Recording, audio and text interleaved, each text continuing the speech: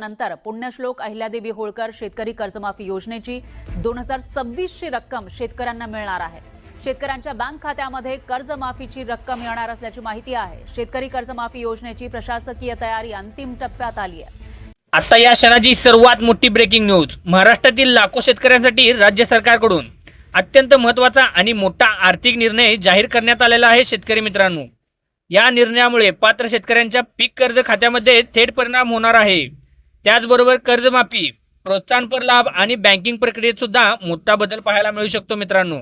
मात्र या योजनेचा लाभ नेमका कोणाला मिळणार आहे आणि 2 लाखापेक्षा जास्त कर्ज असेल तर कोणती प्रक्रिया राबवली जाणार आहे आणि त्याचबरोबर नियमित कर्जफेड करणाऱ्या शेतकऱ्यांसाठी सरकारने आता कोणती विशेष तरतूद आणली आहे, सर्व प्रश्नांची अधिकृत माहिती आज आपण आपल्या या मराठी भाषेमधून अगदी सोप्या भाषेत समजून घेणार आहोत। त्यामुळेच मित्रांनो, आपला हा व्हिडिओ शेवटपर्यंत नक्की पहा। तर शेतकरी मित्रांनो, राज्य मंत्रिमंडळाने शेतकरी कर्जमुक्ती संदर्भातील महत्त्वाच्या प्रस्तावाला मंजुरी दिल्यानंतर या निर्णयाची अंमलबजावणी टप्प्याटप्प्याने केली जाणार आहे। या प्रक्रियेमध्ये पात्र लाभार्थ्याची डिजिटल पडताळणी होणार आहे, बँक खात्याची तपासणी होणार आहे, त्याचबरोबर कर्ज खात्याची माहिती आणि अधिकृत नोंदणी याची सर्व छाननी होणार आहे। तर मित्रांनो, सर्वात आधी पात्रतेबद्दल बोलूया। या ठिकाणी शासनाने निश्चित केलेल्या कालावधीत घेतलेल्या अल्पमुदत पीक कर्जाचा या प्रक्रियेमध्ये विचार केला जाणार आहे। मात्र प्रत्येक शेतकऱ्याला आपोआप लाभ मिळणार असे नाही। शासनाने ठरवलेल्या अटी, निकष आणि पात्रतेनुसारच अंतिम यादीची तयारी केली जाणार आहे। आता मित्रांनो, अनेकांना असा प्रश्न असेल की जर तुमचे पीक कर्ज 2 लाखापेक्षा जास्त असेल तर काय करावे। अशा परिस्थितीत मित्रांनो, पात्र मर्यादेपर्यंत शासनाने मदत लागू केली आहे। तर उर्वरित रकमेबाबत संबंधित बँकेच्या नियमानुसार प्रक्रिया पूर्ण केली जाणार आहे। त्यामुळे आपल्या कर्ज खात्याची अद्ययावत माहिती बँकेत जाऊन तपासणे अत्यंत महत्त्वाचे आहे मित्रांनो। यासोबत नियमित आणि वेळेवर कर्जफेड करणाऱ्या शेतकऱ्यांसाठी सरकारने प्रोत्साहनपर लाभाची तरतूद केली आहे।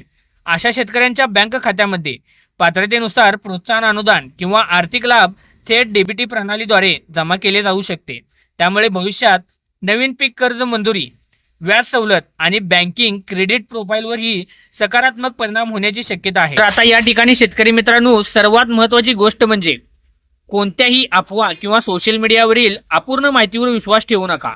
शासनाने जाहीर केलेल्या अधिकृत माहितीवरच आदेशावरच निर्णय घ्या।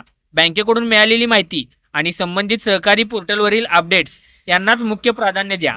आवश्यक असल्यास आपल्या बँकेशी किंवा संबंधित कार्यालयाशी संपर्क साधून आपल्या कर्ज खात्याची आणि पात्रतेची माहिती जाणून घ्या।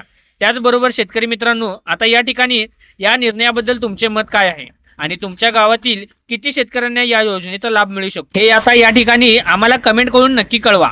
शेतकरी मित्रांनो, शेतकरी योजना, बँकिंग अपडेट्स किंवा पीक कर्ज, आर्थिक निर्णय आणि त्याचबरोबर सरकारी योजनांची विश्वासार्ह माहिती जर सर्वात आधी तुम्हाला मिळवण्यासाठी आपल्या AN मराठीला तुम्ही सबस्क्राईब करायला पाहिजे आणि नक्कीच चॅनलला लाईक व सबस्क्राईब करणं तुम्हाला फायदेशीर ठरू शकतं।